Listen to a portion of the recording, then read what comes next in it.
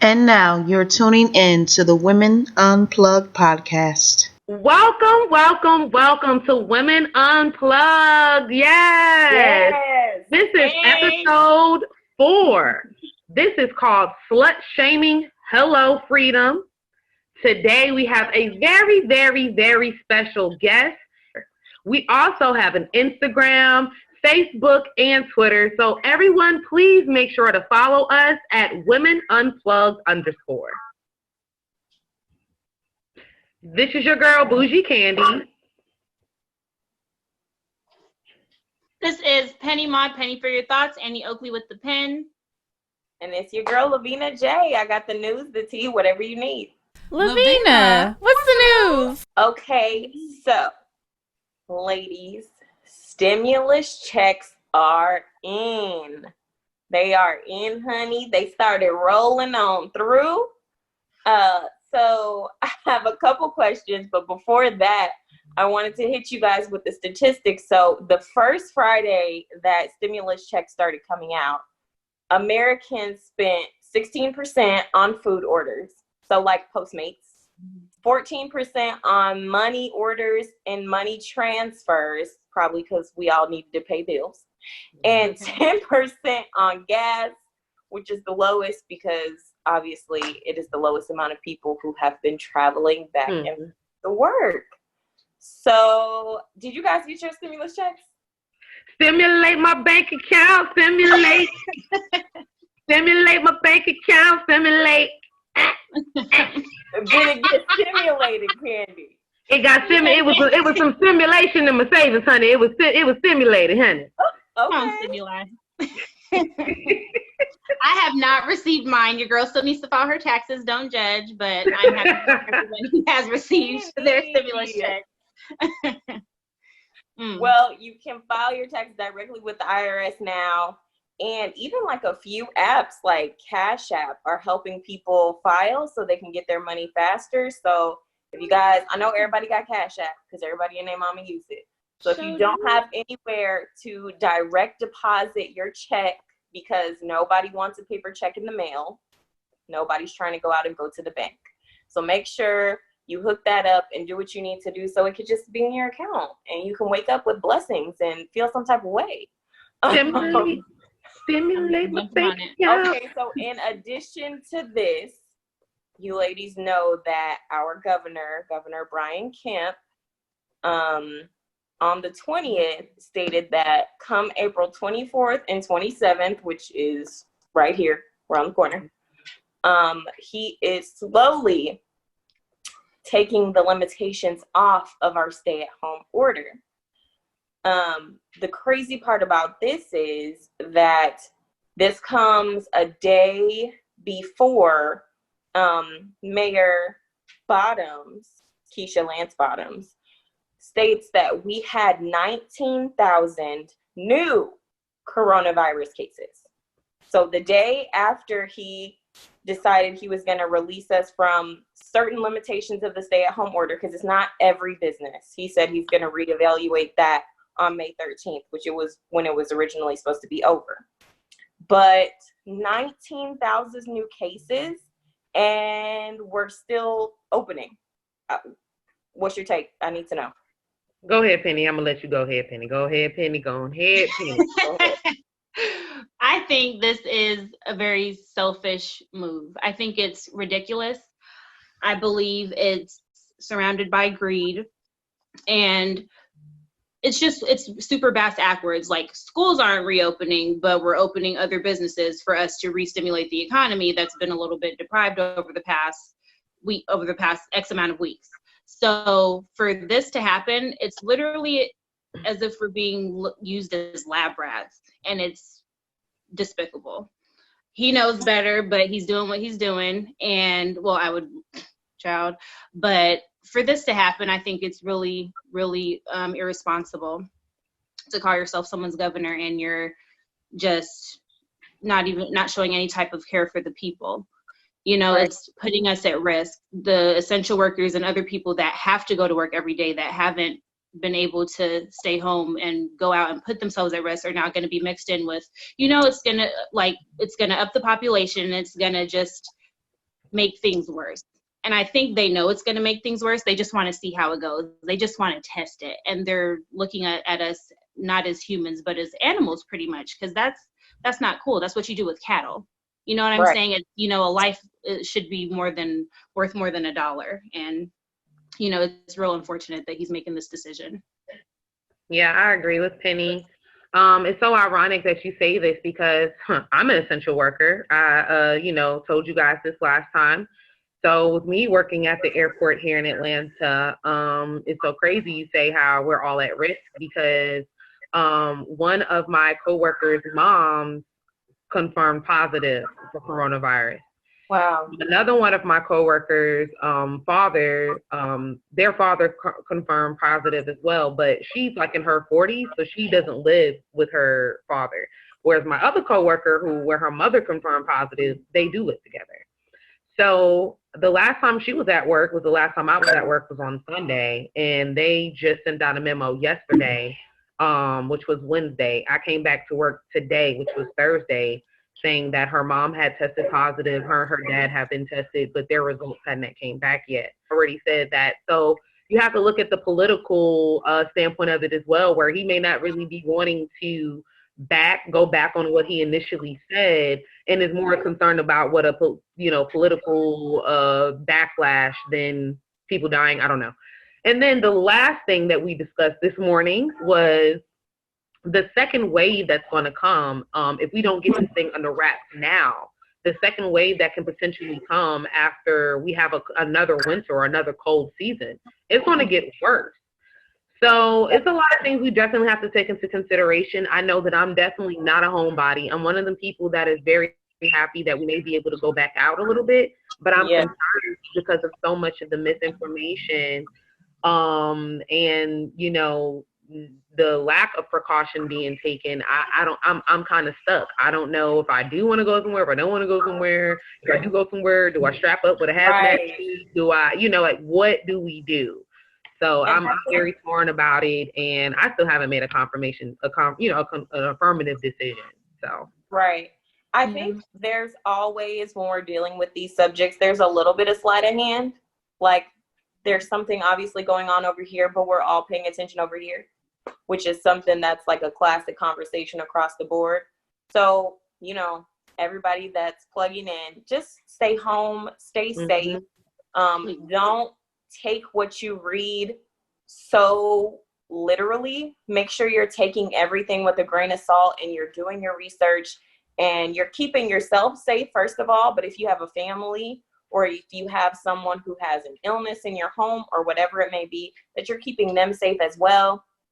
Somebody like Candy, who is an essential worker, just taking all the precautions. This is not over, even though we are excited to kind of get back out there and see the world again. But guys, just stay safe. Yeah. Okay. So on a little bit more of a somber note, April 29th, on Netflix, the Netflix documentary for Cyntoia Brown airs. It is called The Cyntoia Brown Story, Murder to Mercy. For anybody who doesn't know anything about Cyntoia Brown, in 2004, Cyntoia Brown was 16 years old, and she shot and killed a man who was stated to have been paying for sex. And unfortunately, in that she feared for her life, she thought he was reaching for his gun, and according to her, she was defending herself. So this was in 2004. This happened. There's a lot to the story. So if you don't know it, please do your research. I just have a short amount of time. So what I will say is, in the midst of her story, she had been a runaway. So she ran away from her family. She was unhappy at home. So she ran away, met a 23-year-old man who became her boyfriend, who then became her pimp. So she had to become a prostitute as a way for her to take care of herself, since she wasn't able to do that, obviously, as a minor. So when this situation happened, unfortunately, another flaw in our justice system, they charged a 16-year-old minor who was alleging self-defense as an adult. So they charged her with first-degree murder and sent her to jail for life without parole. Of course, now we know that she has been free. There was like a lot of celebrity push.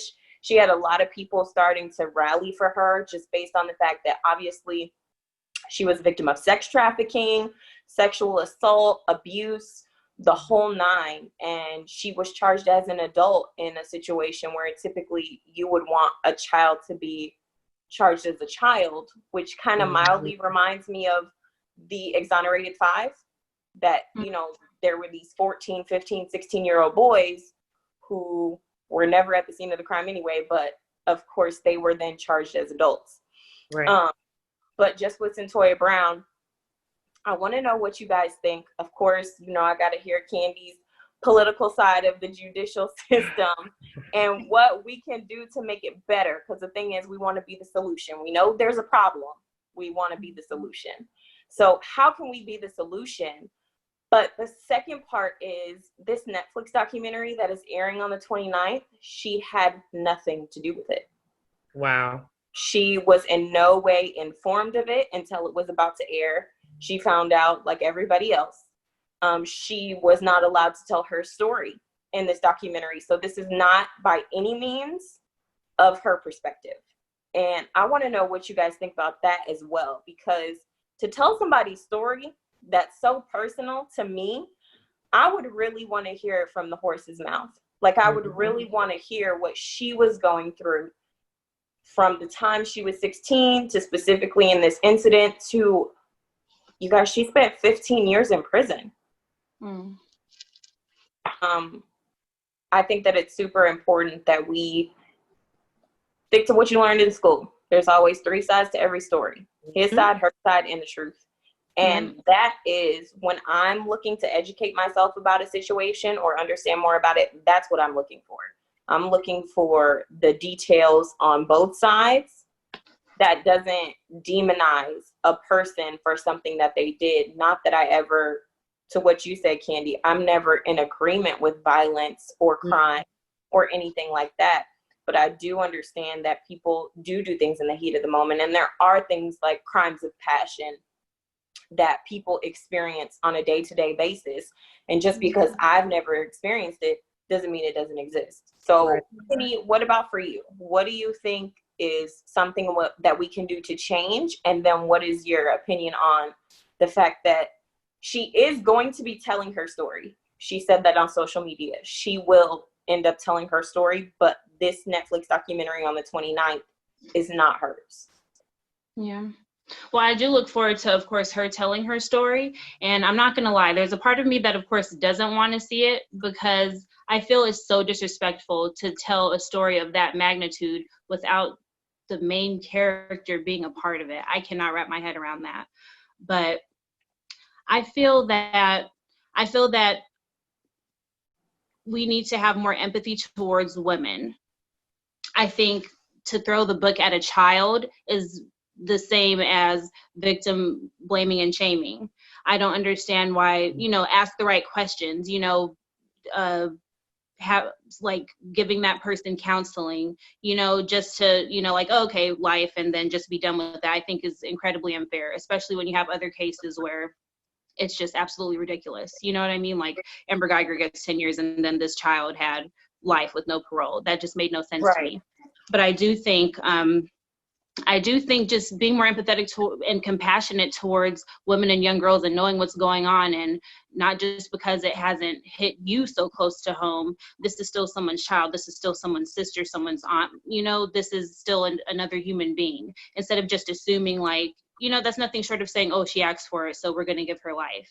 You know what I mean? So I think, just opening your heart a little bit more in the midst of, doing your job, I think that would be a big help. And I really don't want to support the film if she wasn't a part of it. Yeah, it is unfortunate. It really, really is.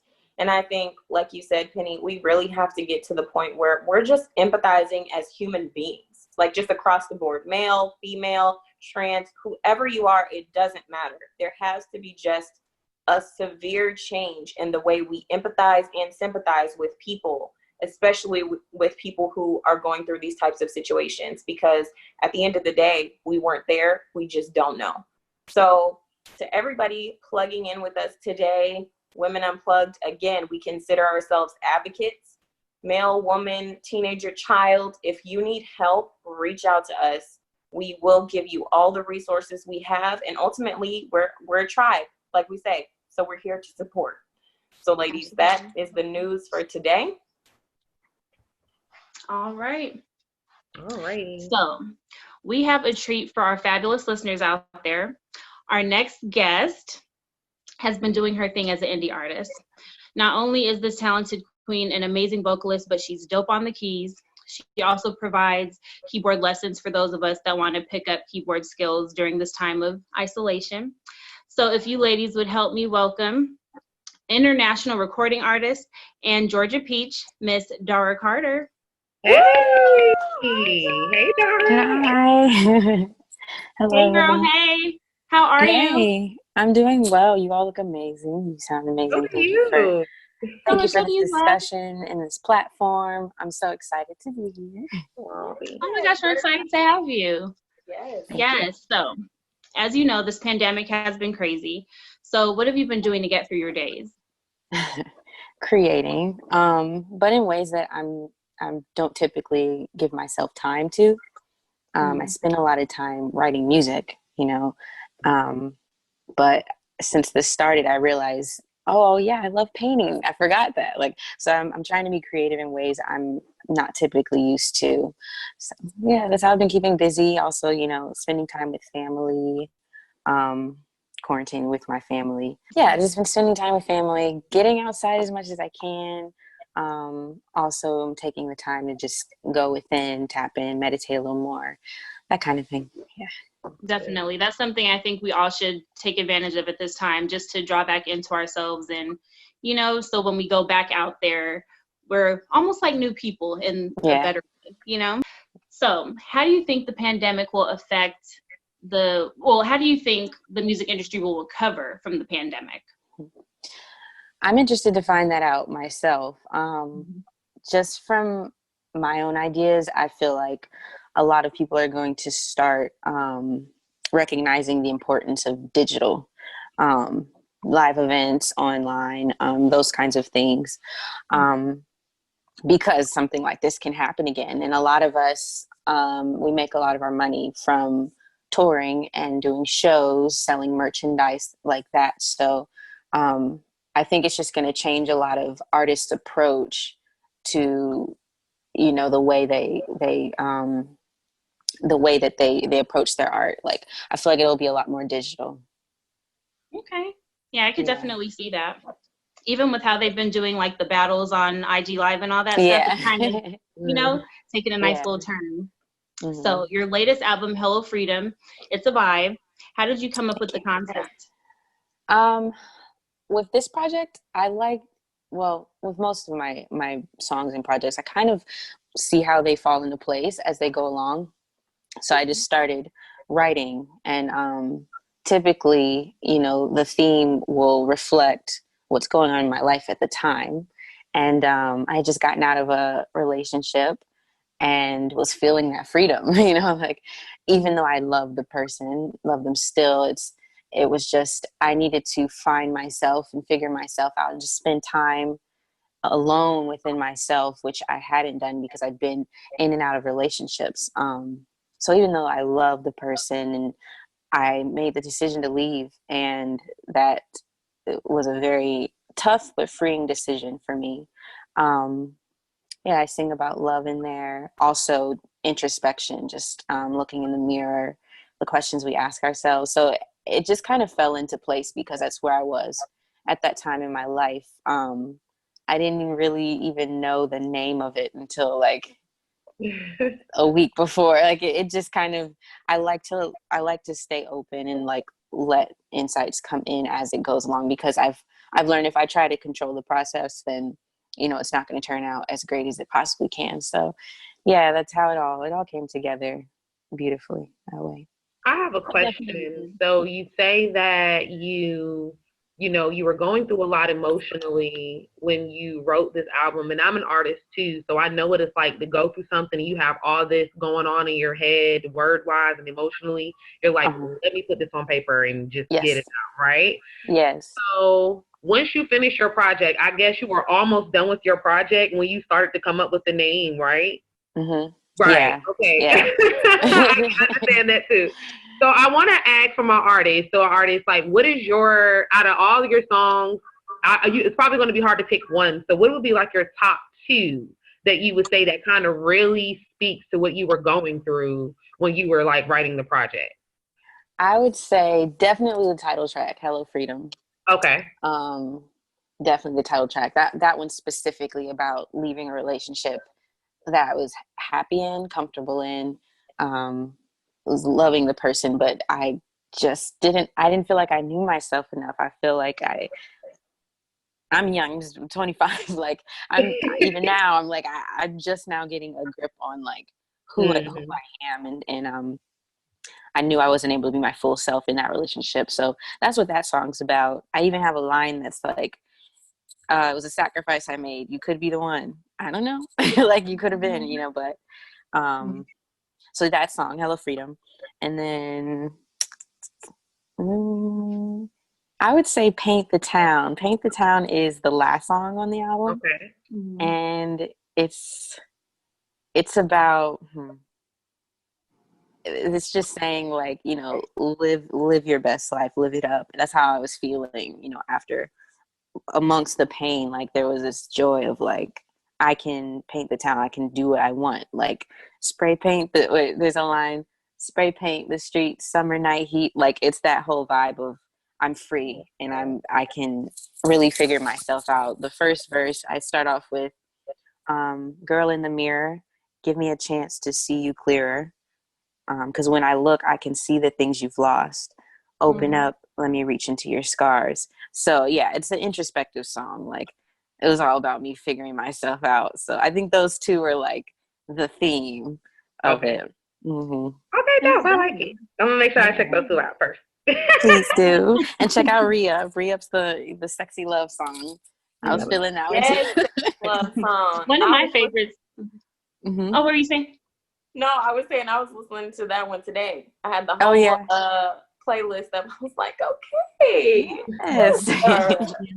Video coming soon, hopefully. We'll see when all this stuff settles. Right. Yes, come on, visuals. So as artists, I'm a songwriter myself, and I know as artists, we tend to put ourselves in a box. Candy, I know you can, you know, sympathize with that. So yes. I love that you call your music genre free. And you, in that sense, you don't put yourself in a box. But is there a specific genre that you tend to gravitate to the most, whether you're pulling inspo to create or just going about your day to day? I wouldn't say I gravitate towards a specific genre. I like listening to weird things that, like, you know, most people wouldn't hear. But yeah, no, I don't gravitate towards a specific one. I'm a Gemini, and I very much am a true one by nature. And you'll even hear in this new album, like, I jump from rock to jazz to R&B to a little bit of pop, you know, and to rock. And yeah, pretty much that's how I listen to my music too and grab my inspiration as well. Very much like I jump all over the place. And one of the reasons I call myself genre free is because I take issue with the fact that we have to classify or categorize ourselves. Even like when I was registering my first and this album, I think I put them both under pop because I had to put something. And I'm like, okay, I mean, I put pop then, but it's not pop. But the fact that I even had to do that, there's no option of genre free. And I get it, you know, I understand why they do that, but I think I know a lot of artists who don't fall into a category, and then, you know, they're forced to. And I think on a more general scale, like when writing art, when creating our art, we have this pressure of, well, is it going to sound like the rest of my music? Is it going to fit into, you know, like, will it go mainstream because XYZ? And I personally don't want that pressure. So Yeah, That's why I, call myself genre free. I want to be able to play without constraint. So. definitely. And that's amazing that you give yourself that freedom because, so I did a little digging and I noticed that you have something very few people have in common with the queen, Beyonce. Ooh. And that is not only meeting, but performing for my forever president, Barack Obama. Oh, yes. How was it? Like, did it was he great. make eye contact with you? Like, did you shake Michelle's hand? Do you know what I'm saying? Like, I want to make us feel like we're there. Yeah, so this was a very long time ago. I was with a choir. It was a few of us women, and we were girls at the time. And it was the day of, I think they were about to shut down the government or something. It was a vote, it was a really stressful day. And like they took us through the White House. In fact, when we were there, they were like, we were walking through on the first floor. They're like, yeah, Alicia Keys is upstairs somewhere. I was like, who? Oh, can we see her? We didn't get to go see her, of course, but that was cool. And then, they brought us into a room, got us set up, and then he walks in, and it didn't even feel real. He looked like someone had taken a 3D image of him in the TV and like put it in the room. It was crazy. So yeah, we sang a few songs for him, and then we got to shake his hand, take pictures. Yes, he made eye contact. Yes, that is amazing. Yeah, and then later on, he told the people that we had come with that we really made his day because it was a very stressful day. So that was a beautiful opportunity. I think I was a senior in high school. Yeah, I was a senior in high school. It was the summer before my senior year. So it was a very beautiful experience. One for the books. That is amazing. One for the books, absolutely. Like you can win every argument for the rest of your life. Like, did you make Barack Obama's day? Did you make his day? Like, I made eye contact with Barack Obama. Like, okay, like you might have met him, but did you make his day? Like, right? Did you make his day though? I don't know. I love that because that's actually a dream. Like that's an achieved dream. Yeah. So I guess I would ask, like, what is one thing that you would tell artists that you feel like stifles their growth?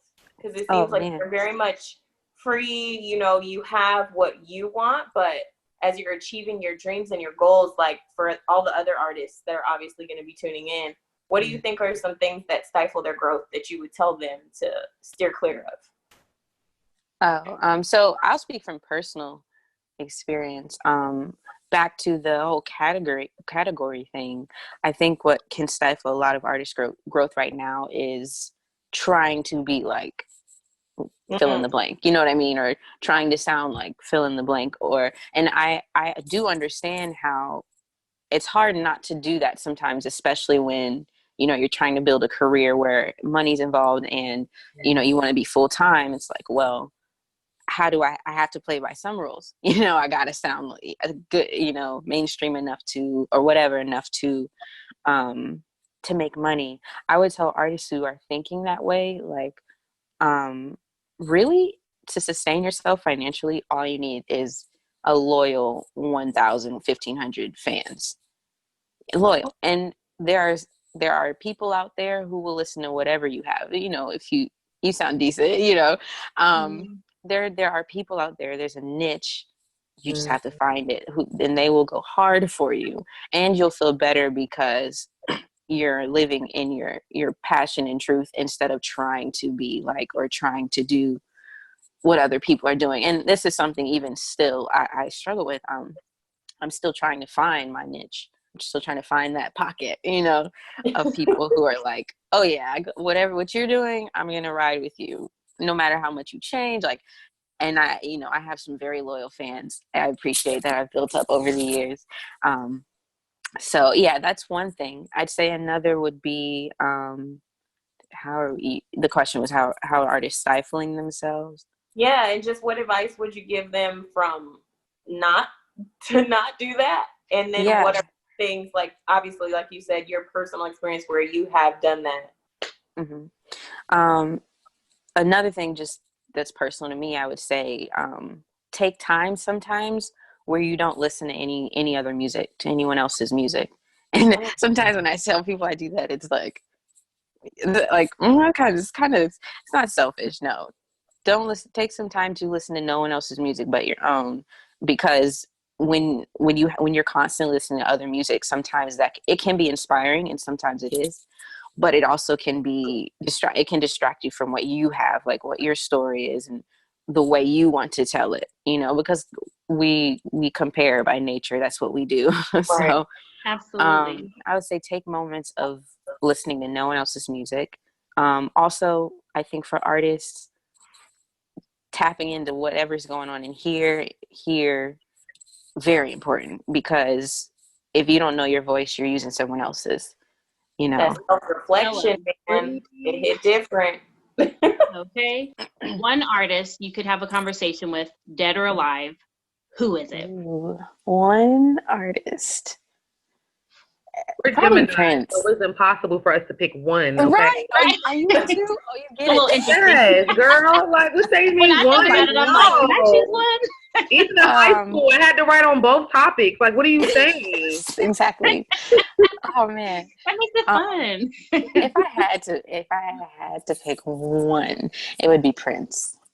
You my Gemini twin. Oh man, yeah, it would be Prince.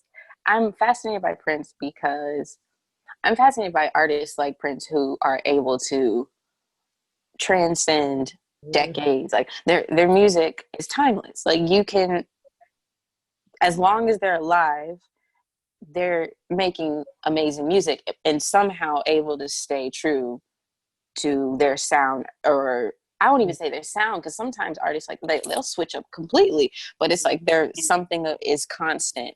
They're not, it doesn't feel like they're putting on or anything. They just are amazing at what's the word, like what a chameleon does, Acclimate. yeah, basically, yeah. They're good at adjusting to whatever the times are asking for, still being true and authentic.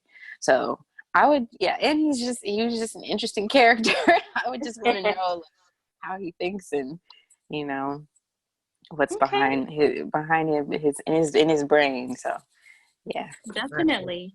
So, what is next for Dara Carter? What are you working on? What do we have to look forward to? I know you mentioned a visual. yes. So I'm working on visuals. I'm also doing a little bit of rebranding. I can't really go too into that because I'm still figuring it out. So I don't want to say something and it's like, why did you say you were gonna? So just a little rebranding. Visuals, yes. I really wanted to focus this year on visuals because last year I did, I released the album and I did the tour. So I was working last year on just, the sound and getting people used to singing the songs on the album. And then, so now, yeah, visuals. I want people to kind of see the vibe this time around. And, always working on new music. Sometimes it's a little slower, but always working on new music. I don't know when I'm going to put out my next project. I'll probably do a few singles first. We'll see. I mean, sometimes I don't know what I'm going to do until right before. So. No, I feel you on that. Especially, as an artist, just go with your own flow. So where can our listeners find you? So you can listen to my music. It's on all platforms, Spotify, Apple Music. If you want to, really allow me to get the full financial abundance of the album, you can go to my website and buy it. There it's $10. Also, you can find me on social media at Dara Carter Music. I'm mostly on Instagram, figuring out TikTok. So we'll see. You can follow me there too, Dara Carter. Yes. Facebook. Lavina, Lavina, she is the house TikToker. Honestly, at first I was like pretty annoyed by it, but that's kind of how I am when social media first comes out, because all the kids are on it. I'm like, oh, these fads. And it takes 5 minutes and then you're addicted. You're like, right. Why was this not in my life before? I don't know. But anyway, Dara Carter on Twitter, Facebook. I don't really get on those as often, but if you really want to see what I'm doing constantly get on Instagram, Dara Carter Music, website, daracarter.com. So, yeah. Awesome. Thank you so much for taking the time to interview with us. It means so much. Yeah, no problem. I mean, whenever you want me back on, I'm here. Yes. Yes. When we're not in quarantine. Right. Right. Then we can all sit together in the room and vibe. Yes. Right. Well, Dara, thank you so much for staying on for our next segment, which is going to be our juicy topic. Yes. And our viewers who are plugged in, they've tuned in and they have selected and voted for us to discuss today slut shaming, okay? So I wanted to just go ahead and disclose and say, I know this is going to be, it may be touchy for us, but I really want us to be as open as possible because I know that whatever we say is going to like really be the opinion or the experience of someone out there that may not have a voice or just may not have said anything, or we may push them to go say something. So, or not to judge themselves. So, you know, in the time of self-reflect and quarantine, let's be as transparent as possible and really work on ourselves and work on others, or help others work on themselves too. So my first question for my slut shaming topic is going to be, what do you think makes a woman a whore or a slut? So me personally, I think that, you know, that super, I don't want to say super promiscuous woman, but for me, it's more so like, so it's hard for us to really get like a ground or like a common ground with this topic because everyone has different morals and we were all raised differently, right? Right. So to me, a whore would probably be like a woman who knowingly sleeps with a man who's married, or a woman who is intentionally trying to break up a relationship, or who knowingly goes and sleeps with her friend's man or the guy that her friend likes, knowing that that's not something that her friend would do or approve of. So to me, that has definitely been situations that I've called a woman a whore or slut, and I felt no type of way about it, and I do it again. And but that's just me and my morals and my standing on it. So Dara, since you're our guest, I have to ask you first, girl. Just keep it funky. What has been not necessarily a situation, but what do you think would make a woman a whore or a slut in your opinion?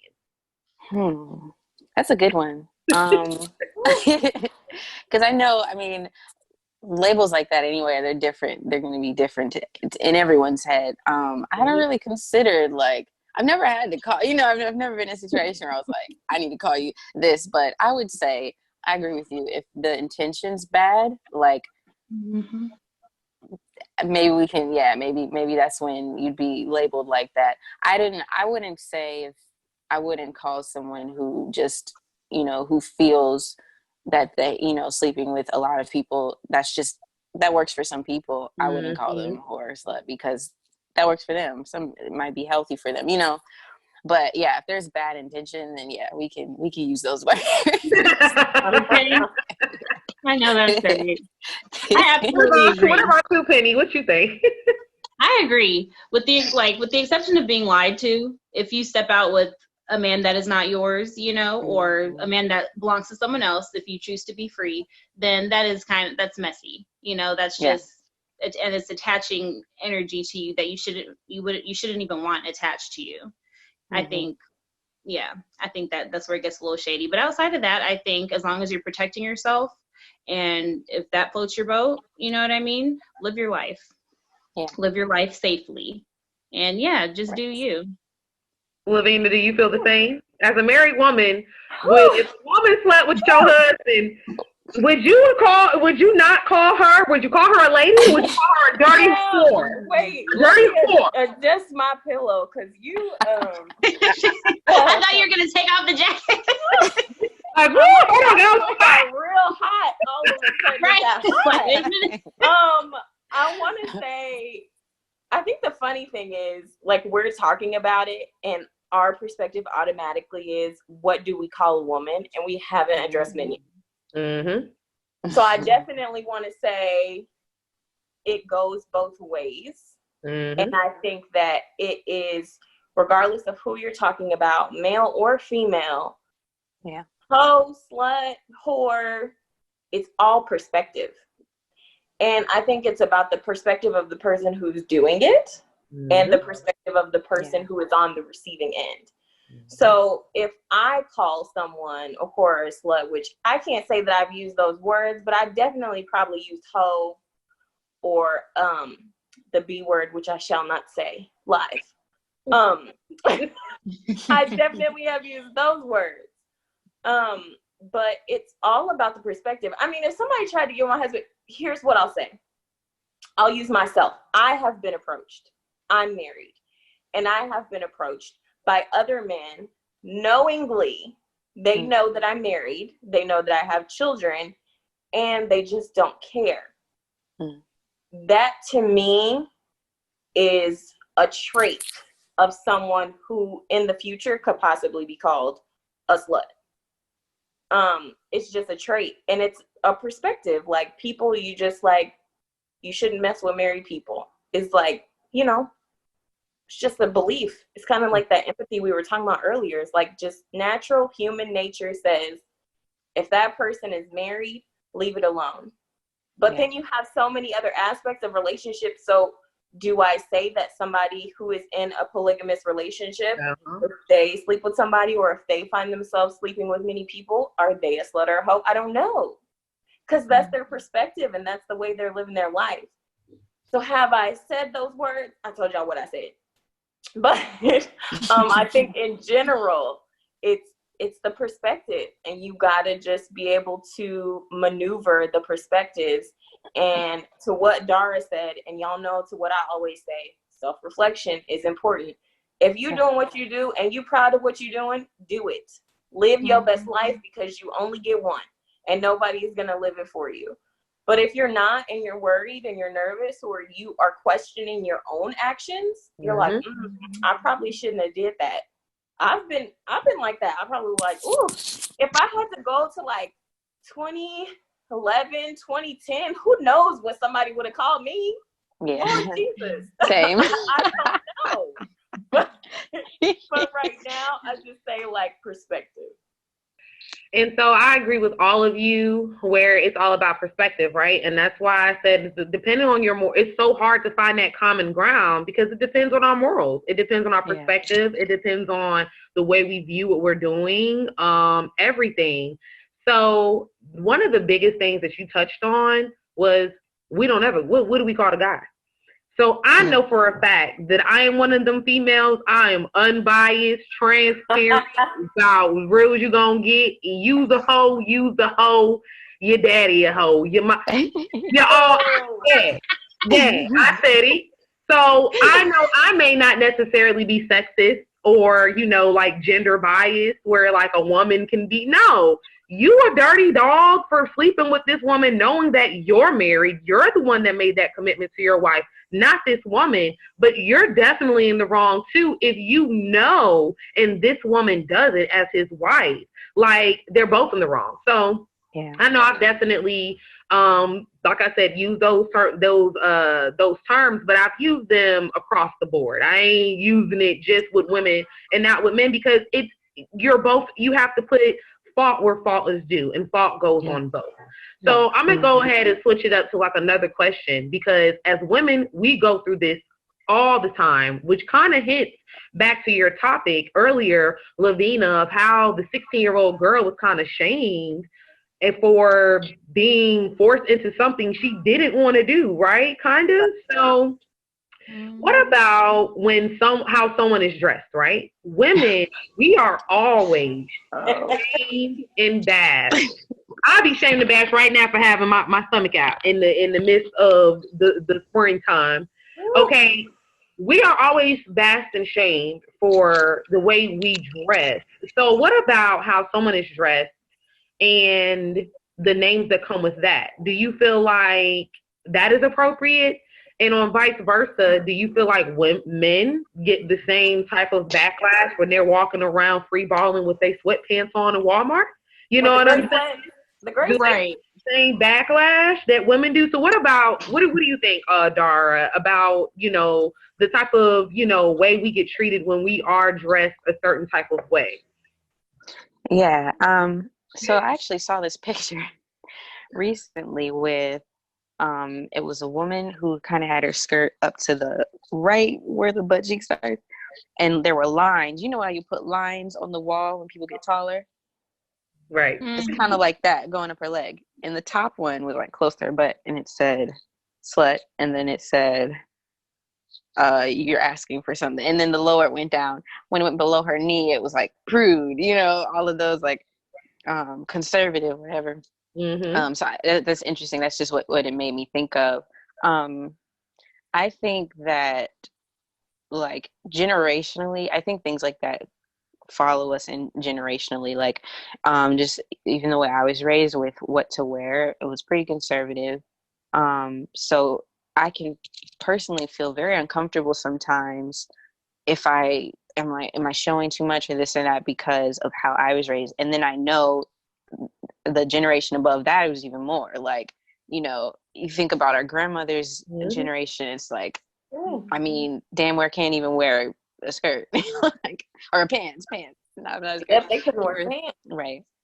So, yeah, I feel like personally for me, like, I mean, I don't really care if other people, outside of my family are like, put some clothes on because whatever, like, but what I'm concerned with is internally how much that's affected me and keeps me from feeling free and able to love my body and out to the world and not just behind closed doors. And so personally, I've actually been working really hard on body love and figuring out where my boundaries are and what I think is too far, because I think it's all about the person. Like anyone else can say whatever, but like I think it's about whether or not you think you feel comfortable with how far you're going. Some people, they can wear damn near nothing, and it's like it's beautiful because you feel that that's their way of loving themselves, and like I can't be mad at that,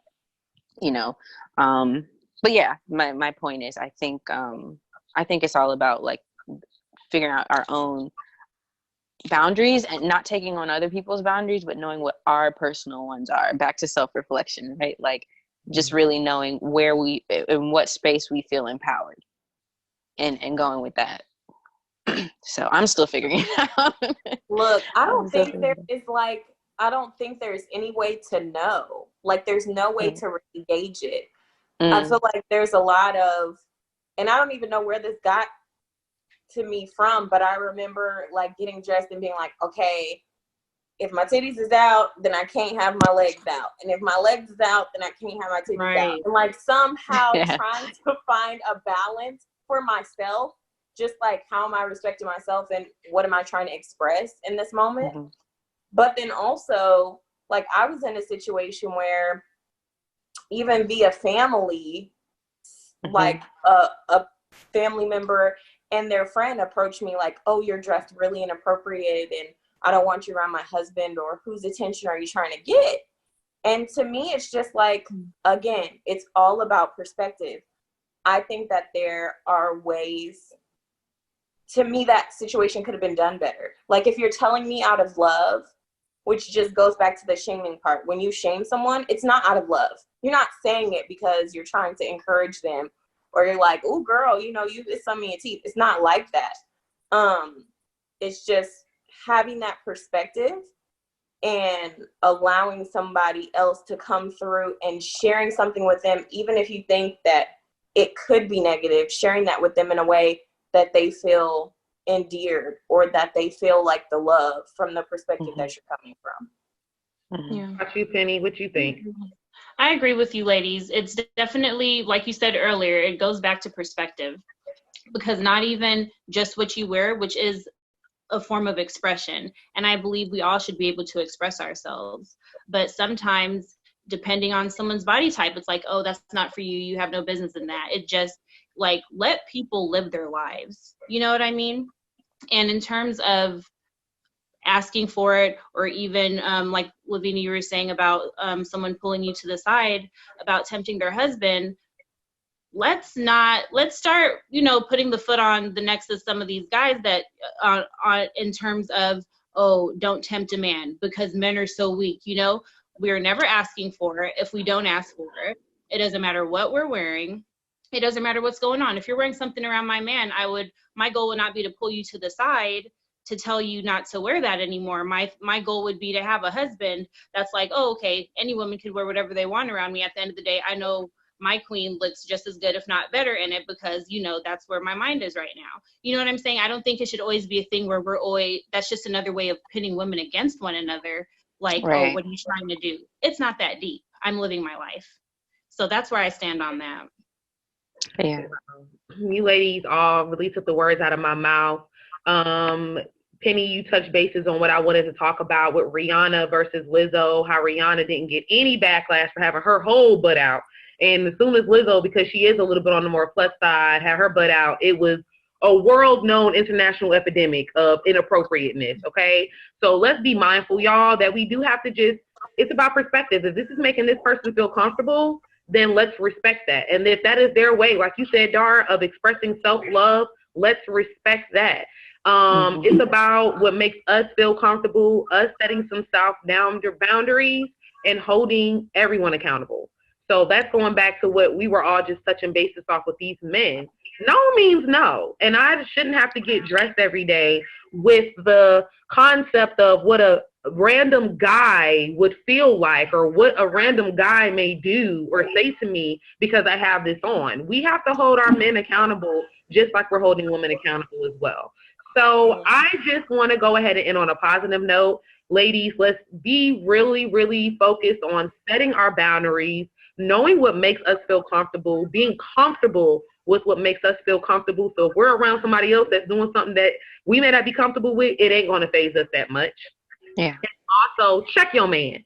Hold his accountable and not the female, because you ain't with the female. So I'm just going to end this on a positive note. Thank you so much, Dara, for coming on and participating in our, open topic. I know I can be our first guest to do so. But yay! Thanks for having me. This was fun. And that was it, guys. That was the juicy topic for the day. Ooh, yeah. Penny, your thoughts? So, girl, my penny for your thoughts this episode. I have another part 2 for y'all.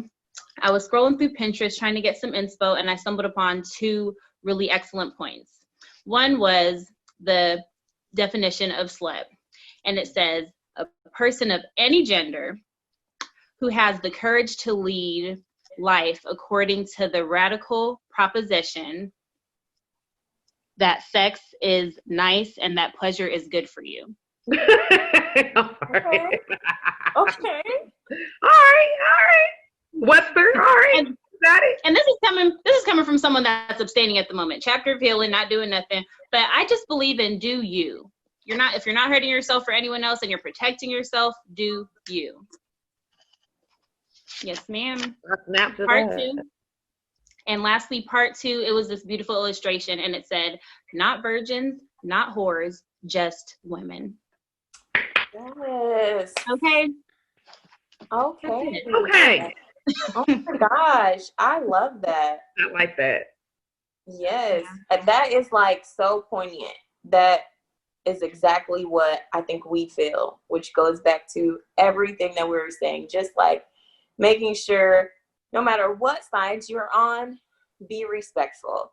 And if you feel like you have to say something, just do it in an honoring way. That way it's easily received and somebody knows your heart when you're trying to share that with them. And on the flip side, if that's who you are, be okay with sharing your heart with other people so they can understand your perspective and the person that you truly are at your core. So I just want to say thank you so much to everyone plugging in, whether you're plugging in on any of the major platforms and listening, whether you're watching here on YouTube. We're so, so thankful. Thank you to the amazing Dara Carter for coming with us and doing an interview and being our first guest to do our open discussion, honey. Yes. Of course, as always, if you're watching, like we said, Women Unplugged is a tribe. Tune in with us. Make sure you're voting on our Instagram at womenunplugged_. We weekly do a voting poll just for you guys, so you can choose the topics that you want to hear us discuss. So stay plugged in, honey.